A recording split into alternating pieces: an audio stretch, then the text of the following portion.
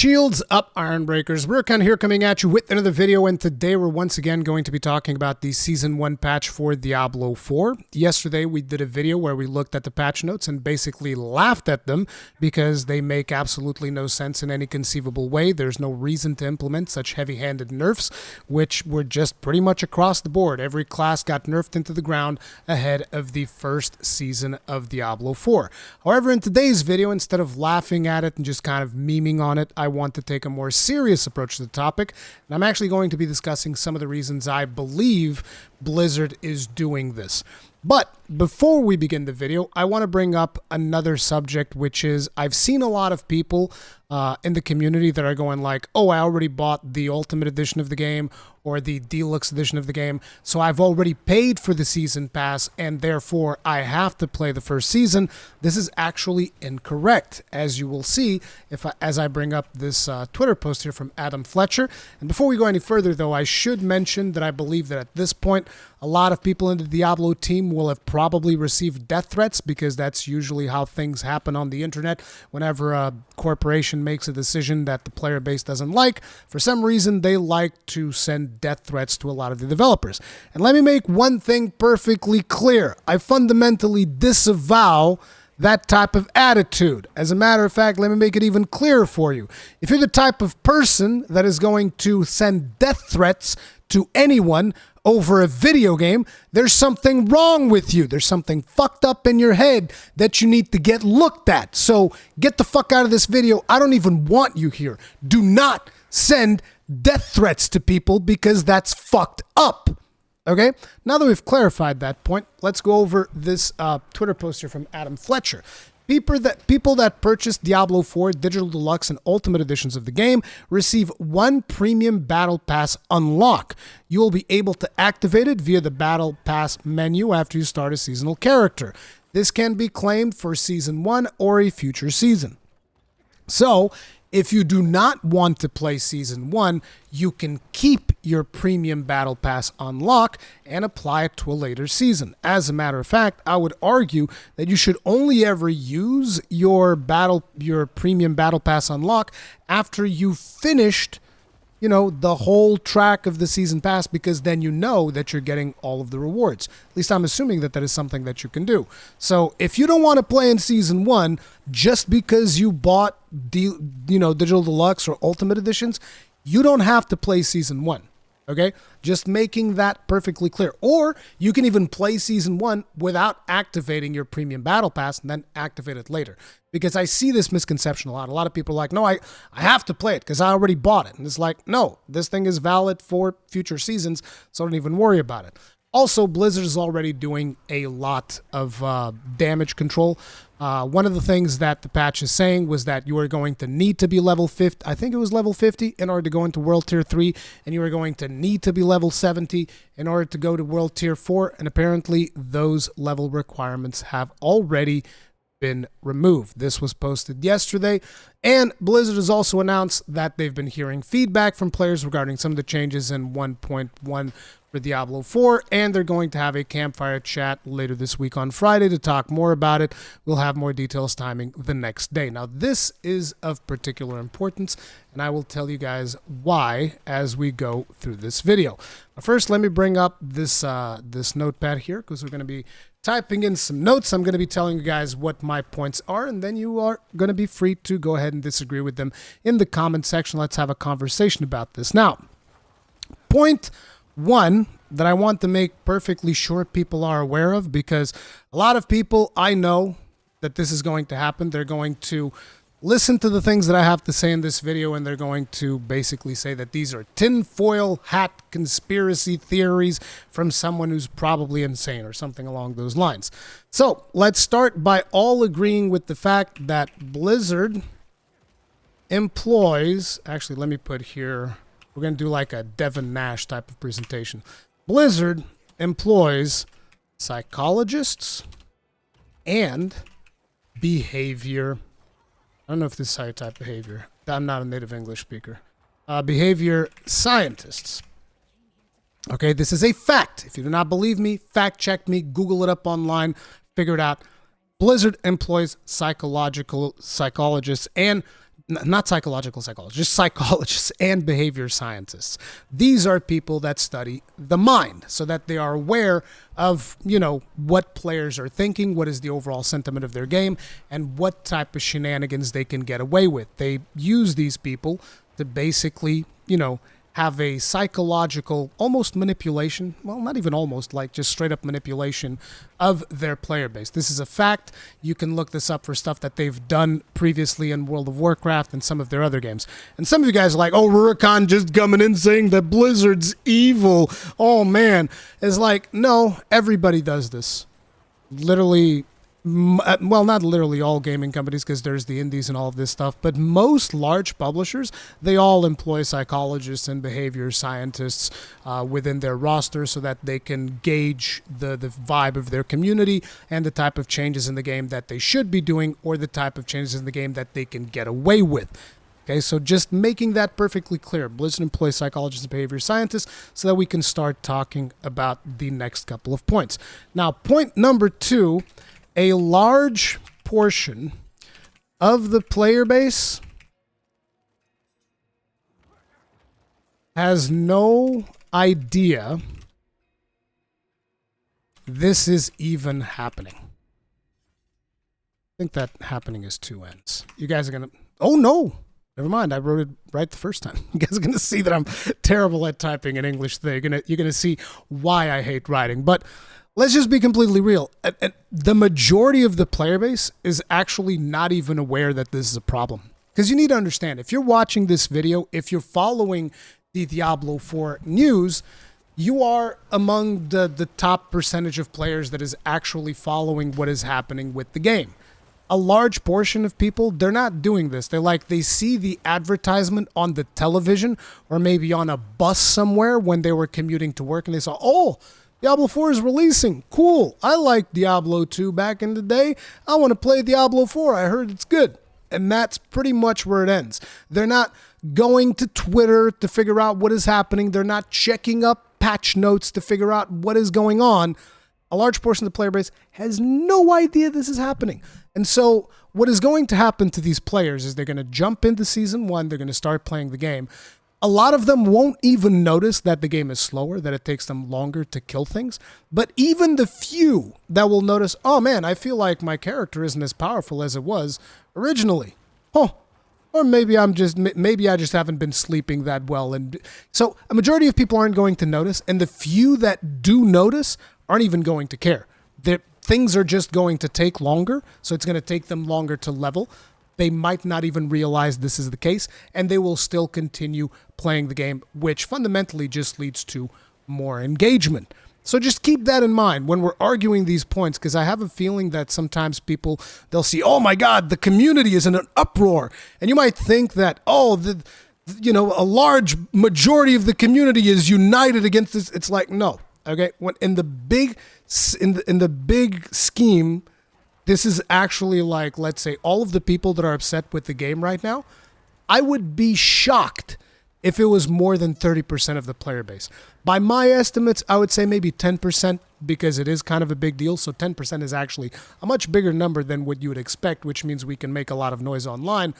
But a large majority of the player base has no idea this is even happening. So keep that in mind, because Blizzard is going to be also reacting to numbers. And since a majority of the player base most likely just going to log in like every other day, some of them not even going to notice that their level 50 character is not even dealing less damage or taking more damage or whatever, this is not a big deal for a lot of them. Okay.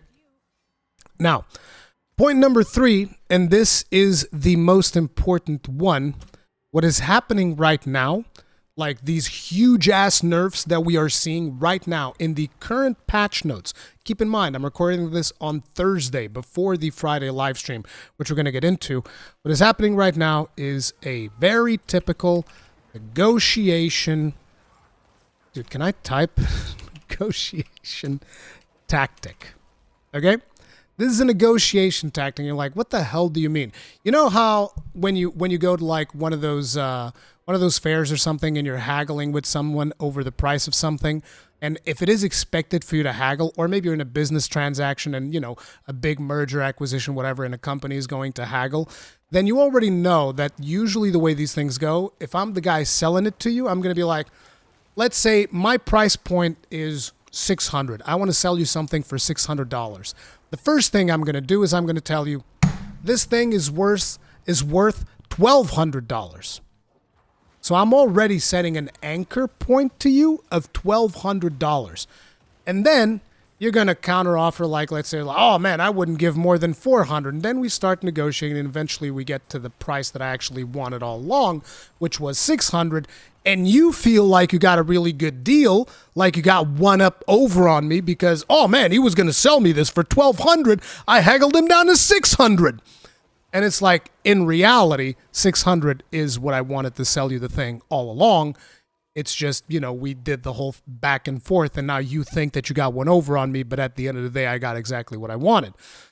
And this is exactly what Blizzard is doing. They're anchoring players' expectations, and this is a term that is used whenever you're talking about something like, if you talk about free-to-play games and mobile games and stuff like that, a term that you will hear often is anchoring. So like you log in to a free-to-play mobile game and you'll see like, oh, we're selling this gotcha character for $5. The original price is $12. That's the same negotiation thing we're just talking about.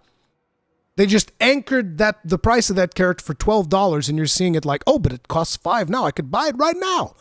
But the original price was always going to be $5. That's what they're doing with these nerfs. They're anchoring your expectations as like, oh man, these are sweeping nerfs. Our survivability is slashed. All of these legendary affixes have been nerfed into the ground. The sorceress is barely playable. I can barely do the nightmare dungeons that I was doing before. Holy crap, dude. The game is completely garbage for me now. And what did they instantly say? What did they instantly say on the day that they did this change? This was the day after the change. We've been hearing feedback from players, blah, blah, blah. We're going to have a campfire chat later this week on Friday to talk more about it. Well, let me tell you something. When it comes to Blizzard and PR, because, you know, I've been around the block. I've worked technically with Blizzard on some things in the past because I was with, you know, Squadron and all of this stuff. Let me tell you something. When it comes to PR and Blizzard, it is beyond snail's pace, okay? Stuff doesn't just get planned from one day to the next. So believe me when I tell you, this live stream was most likely already scheduled. This was something that they had already planned on doing because they had probably predicted that people were going to be upset because guess what? Point one, Blizzard employs psychologists and behavior scientists, so they're well aware of what their community expects, so they had this stream already pre-scheduled and ready to go live. Now, my prediction, and I could be wrong here, my prediction is that when this stream goes live, Blizzard is going to say, okay, we listened to the feedback. We're actually going to cut down on some of these nerfs. We're not going to be as harsh as they were originally going to be. So what does that mean? Let's say, for instance, because I don't know all of the nerfs by heart. I know that a lot of stuff is getting nerfed. But let's say that we're nerfing your damage by 40%. But then when this live stream goes live, they're like, okay, guys, we listened to the feedback. We're actually only going to cut down on the damage by 20%. And what is the end result of using this tactic? The end result is that you're going to be happy. It's like, holy crap, bro, they were going to nerf me by 40%? No, they only nerfed this by 20%. Not only are you going to be happy, you're going to be thinking in your head, oh, Blizzard is listening. They're listening to our feedback. They're actually acting upon our feedback. Yes. And there is the negotiation tactic in full effect. Basically, they're actually going to get goodwill from the community because you need to understand, the few people that watch this video, this is a tiny minority of the player base. So at the end of the day, even if they do what I'm saying, they're going to get a net positive from the community. The community is going to feel better by Friday than they did before the major nerf patch, because they're like, oh, they're actually listening to what we're saying and they're making changes based on our feedback. Yes, this is exactly what we wanted. In reality, is all a negotiation tactic. This is business 101. It shouldn't, and not only that, it's also like a psychology thing, anchoring. There's also another term, which is, I believe, loss aversion. So like you're invested into your characters and Blizzard threatens to really nerf the crap out of you, but then they're like, oh, but it's only 20% after all. And you're like, oh, okay, that's fine. I'll take that. That's not a big deal. So that's another point. Now, the next point that I'm going to be bringing up, and this is an important one as well, is that these nerfs hurt more. Where do these nerfs hurt more? Think about it. Is it going to be on people that are going to be playing the seasons? Not really, because people that are playing seasons, they're going to be getting the Malignant Hearts to somehow compensate for it, even though it's not going to be like a real big compensation. There's going to be a certain amount of compensation in terms of power. So where do these nerfs hit hardest? The Eternal Realm. Now, if you've been following Diablo 4 discourse, you'll be aware of the fact that a lot of people don't want to play seasons. There's actually been a lot of sentiment, particularly for more casual people that are not used to the way that seasons work in ARPGs and whatnot. And they're like, oh, I just want to keep playing my character. I want to keep evolving my character.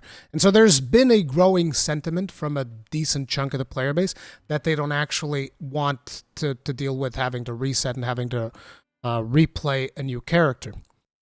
And basically with this amount of nerfs, they're like, oh, but my character feels way weaker. And then they see, oh, but if I go play on seasons, it's more powerful. So this, in a way, it is a tactic to also try and see if they can convert some of the people that want to stay in the Eternal Realm to go ahead and play on the Seasonal Realm because their characters are going to be more powerful there because of these seasonal mechanics like the Malignant Hearts, the Malignant Tunnels, all of the things that we have talked about because I've covered what Season 1 is going to be like already here on the channel. And what is the net benefit of doing something like this? That is because if you are going to be playing on a Seasonal Realm, then you might be thinking, oh, if I'm going to play on Seasonal Realm anyway, I might as well pick up the Battle Pass. Because you can't sell Battle Passes to people that are playing on the Eternal Realm because they can't get the Battle Pass rewards from playing on the Eternal Realm. In case you aren't aware, Battle Pass rewards only apply if you happen to be playing on Seasonal Realms. You need to be playing on the Seasonal Realms in order to get those Battle Pass rewards. So again, it is another net benefit for Blizzard if they are able to convince more people to go ahead and play on Seasonal Realms as opposed to staying on the Eternal Realm. And then finally, I'm sorry, my throat. Finally, for the last point, and this is something that is a bit of a strange one, is like, even if they reverse the nerfs, they don't win. What does that mean? Blizzard, with this tactic that they've done, they've actually painted themselves into a corner for the more hardcore players of the game. Now, like I said, a large majority of people has no idea this is even happening, so to them, this is a moot point. Doesn't really matter.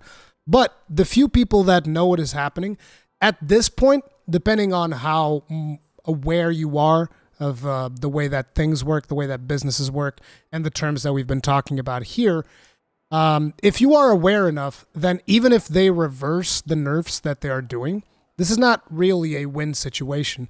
This is just Blizzard showing that in reality, they have no idea what they want with the game. I mean, if you're just going to go ahead and reverse the nerfs over the fact that there was community backlash, how does that make any sense? You're just revealing that like, oh, we actually have no idea what we're doing with the game.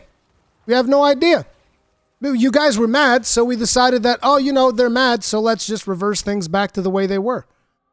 What are we doing? Like, what exactly are we doing? Do you have a direction that you are going in with this game or not? Because, I mean, I would imagine that you would have had quite a few people thinking about these nerfs, and you have like justification as to why these nerfs are being done, because everybody's saying it's for the good of the game, it's for the good of the game, the game's going to be good in the long run, the game's going to be better in the long run. And let me tell you something, as someone who has played a lot of Blizzard games, a lot of the times when they tell you it's going to be better in the long run, it rarely is. It very rarely is. But anyways, these were just some of the points that I wanted to make. Let me know what you guys think about the patch. Let me know what you guys think about the points that I brought forward. Do you agree? Do you disagree? And yeah, anyways, I'm going to be playing Season 1 later today. The reason I'm playing Season 1 is because Remnant 2 hasn't really released yet. Because when Remnant 2 releases, I'm actually going to take advantage of that new Sorceress Unique that they're doing that teleports you to a random location. And I'm going to be teleporting my ass to Remnant 2 and having some fun there. But until then, I'll play a little bit of the season. I'll see how it feels. I still haven't made up my mind about which character I want to play. I was thinking Blood Necro, but maybe we'll play a Druid because I already played a Necro, right? So we'll see how that pans out. But yeah. Thank you all very much for watching. If you enjoyed it, like button, subscribe, bell notification icon, all that jazz. I'll see you guys in the next one. Stay strong, stay safe. Peace out.